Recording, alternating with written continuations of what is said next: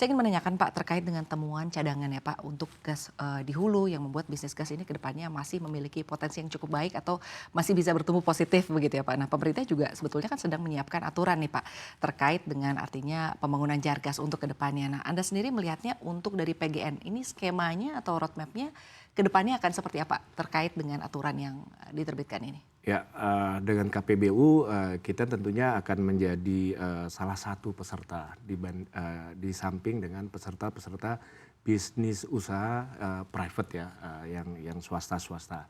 Jadi pemerintah akan coba istilahnya melelang untuk pembangunan jaringan gas dan kita sebagai peserta. Tentunya ini menjadi hal yang positif buat kami ya, buat PGN dan juga buat badan usaha. Di mana mereka diberikan kesempatan untuk mencoba mempercepat atau memproses lebih baik lagi dalam usaha pemerintah kita membangun jaringan gas sebanyak-banyaknya. Jadi di sini kami dituntut untuk bisa lebih efisien lagi karena memang akan ada kompetitor ya untuk jar gas ini. Ini suatu hal yang baik buat PGN. Apalagi mungkin untuk memaksimalkan bagaimana Indonesia Timur juga ya Pak Ya, memiliki berbagai potensi terkait dengan upaya pemerataan jaringan gas ini ya betul. Pak. Lalu terkait dengan tantangan Pak dan juga dukungan mungkin yang dibutuhkan oleh PGN dari pemerintah Pak, seperti apa Pak Arief? Kalau kami tadi yang pertama bahwa harus ada mindset bahwa tol fee itu adalah pengembalian capex. Jadi kami maunya tol fee ini jadi sarana kita untuk juga mempercepat atau memperbanyak jaringan gas. Kemudian khusus untuk jaringan gas rumah tangga, bentuk dukungan pemerintah adalah harga gas dari hulunya itu kita kalau bisa diupayakan sama dengan harga yang jar gas APBN, yaitu $4,72 per MMBTU. Nah, kami sementara untuk jar gas yang dikelola oleh PGN itu adalah menggunakan harga komersial dari upstream. Dan di harga jual ke rumah tangganya itu memang kita coba upayakan tidak atau bisa lebih saving lah dibanding kita menggunakan LPG. Kemudian juga tantangan untuk ke depan perizinan ya. Perizinan juga kita minta dimudahkan karena jar gas rumah tangga ini menjadi proyek strategis nasional.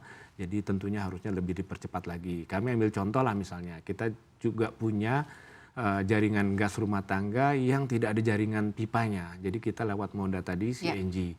Nah CNG yang dulu didahului di Semarang sebetulnya. Semarang sebagai bridging, kemudian ada jaringan pipa, CNG-nya diambil, kemudian kita pindah di tempat lain. Nah kemarin terakhir kita ada di Sleman. Ini cukup bagus karena ada pelanggan kurang lebih 1.200 pelanggan rumah tangga. Itu langkah yang bagus dan pertumbuhannya kurang lebih sebulan itu tambahannya adalah antara 30 sampai 40 pelanggan baru. Ini menggunakan moda CNG. Jadi CNG kita dalam satu tempat, kemudian kita clustering, kita sebar ke beberapa rumah tangga. Nah Sleman ini salah satu contoh bentuk dukungan kita daerah.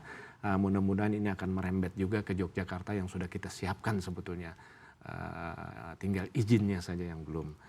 Nah kemudian tadi harga jualnya mungkin kami mau coba mendiversify sesuai dengan misalnya kalau PLN 2.200 ke atas kan harganya beda dengan yang 900.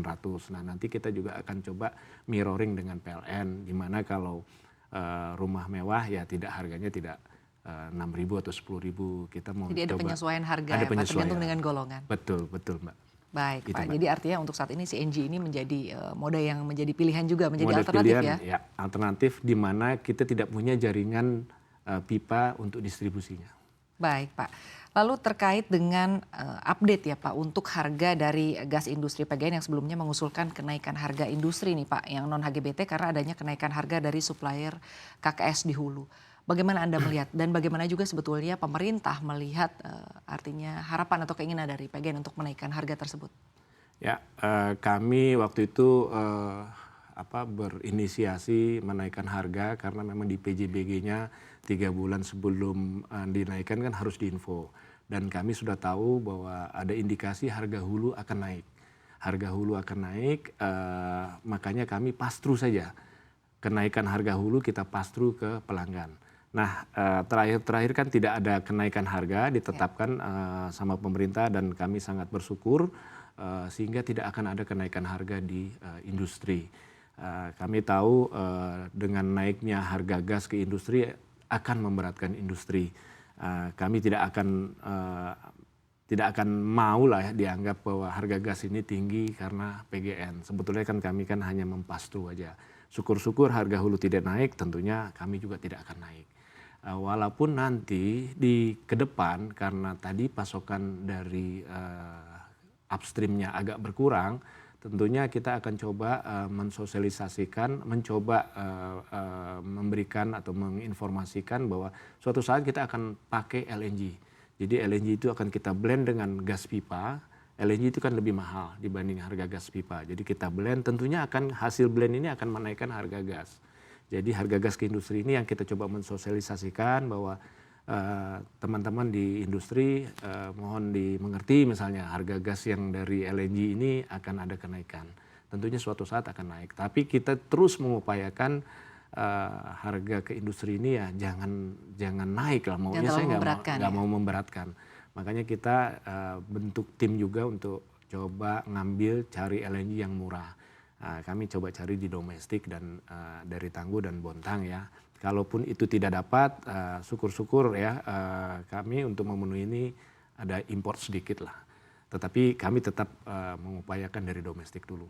Baik, Anda menyampaikan bahwa tadi tidak ada kenaikan harga ya Pak, tapi dari PGN sendiri untuk pembelian ke hulunya seperti apa Pak? Apakah sebetulnya ada kenaikan atau sebetulnya memang sampai dengan saat ini boleh dibilang masih ada di rentan harga yang ya masih cukup kompetitif lah? Sampai saat ini belum naik.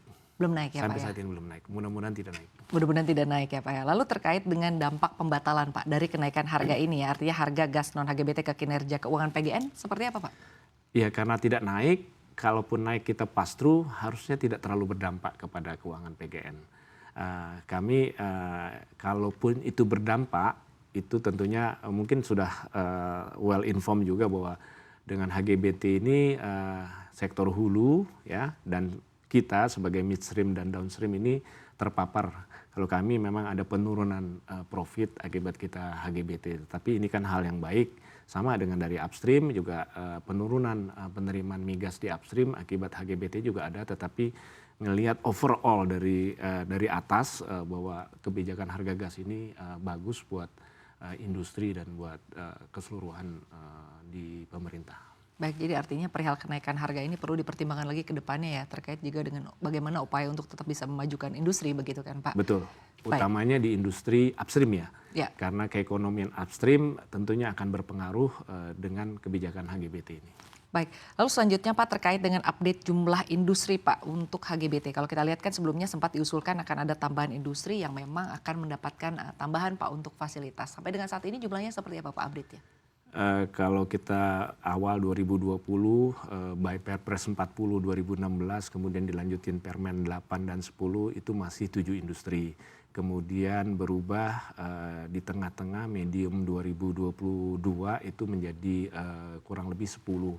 Nah sampai saat itu hanya 10, ada tambahan lagi menjadi tambahan 13 industri, tapi sampai sekarang saat ini belum ada kepastian apakah memang ada tambahan industri sebanyak 13 itu. Baik, tapi artinya untuk di tahun 2023 ini seiring dengan artinya ada kenaikan harga begitu Pak, ini apakah ada terjadi memang kenaikan Pak, artinya jumlah update untuk dari industri untuk HGBT? Belum, sampai sekarang belum. Belum ada? Belum ada kenaikan. Baik, lalu terkait dengan gas yang menjadi energi yang diandalkan di masa transisi ya Pak untuk saat ini, bagaimana sebetulnya prospek bisnis dari midstream Pak sampai dengan saat ini? Ya, kita tahu demand gas bumi ini masih cukup besar di semua sektor ya. Nah, prospek bisnis midstream dan hilir ya downstream ke gas ke depan ini masih terbuka Bu. Peluang, namun tidak hanya tergantung pada gas pipa, tetapi juga tadi saya katakan di luar gas pipa itu kita lewat CNG dan LNG. Nah, strategi inilah yang menjadi peluang bagi PGN dan calon mitra ya yang akan bergabung mengelola industri gas sebagai trader atau penunjang bisnis PGN. Nah, PGN tentunya diberi mandat untuk menjadi salah satu BUMN yang mengawal transisi energi menuju NZE, Net Zero Emission. Nah, kita tahu karena tadi beyond pipeline, shifting penggunaan LNG ini tentunya memberikan peluang yang cukup besar. Dia menciptakan value creation yang baru dan inovasi untuk mempertahankan dan mengenerate revenue. Lewat tadi Bu, ada LNG. Kalau kita tahu bisnis ke depan, ya CNG. Kita punya visi Bu, sebetulnya ada GAS singkatan itu Bu, gas. Ya, gas itu pertama adalah growth dan maintain existing business, kemudian A ini adaptability, jadi kita mengadap perkembangan-perkembangan yang terjadi di industri migas. Kemudian yang terakhir adalah step out, itu kita mendiversify, menciptakan bisnis baru. Utamanya kita mendukung tadi net zero emission, kita juga nanti akan terlibat di carbon capture storage. Kita punya satu anak usaha yang main di upstream, tentunya gasnya sudah sedikit, sudah kosong, tentunya bisa dipakai untuk let's say storage buat carbon capture. Kita capture di beberapa industri pelanggan kita, kemudian kita liquefy, kita inject ke dalam. Baik, lalu terkait dengan kebijakan pemerintah Pak yang masih menahan harga gas, apakah ini sebetulnya akan ada pengaruhnya Pak terhadap penyediaan gas di beberapa tahun ke depannya? Tentunya ini larinya ke upstream ya. Upstream sekarang ini mencoba mengupayakan mengoptimalkan biaya untuk mengeksplor, mengeksploitasi gas. Mereka akan menghitung-hitung keekonomian sampai di mana keekonomian mereka dengan mendapatkan harga gas sekian gitu. Apalagi nanti dengan harga gas kita coba mungkin dari Kementerian SDM, SKK Migas juga cenderung penerimaan migas juga ada punya KPI-nya harus tinggi, tetapi juga tidak juga